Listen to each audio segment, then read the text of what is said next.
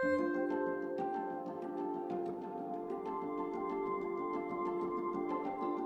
of the reasons for hope is the resilience of nature. So once you give the land a chance and you stop exploiting it and destroying it, then it's amazing how nature can take over that land once again and make it beautiful. But sometimes the land has been destroyed for too long, and in that case we have to plant trees.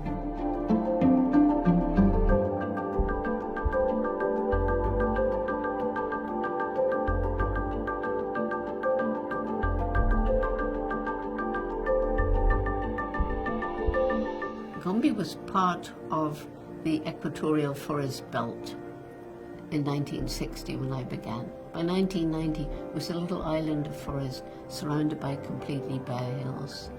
People struggling to survive.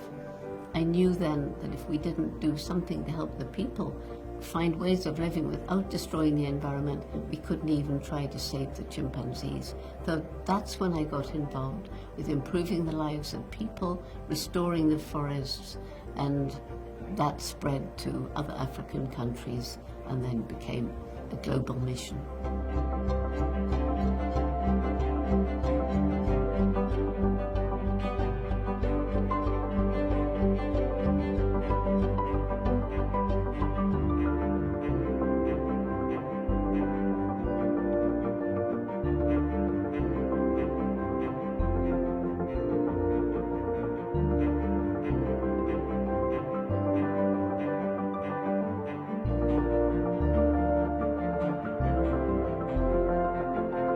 Regreening the land means saving tropical forests, restoring forests where it's possible, and planting trees. And planting trees is something everybody can do, and that's why this trillion tree challenge is so important.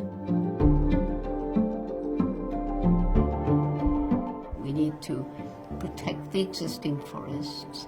We need to try and restore the forest and the land around the forest that hasn't been degraded for too long, where the seeds and the roots in the ground can sprout up and once again reclaim that land and make it an amazing forest ecosystem.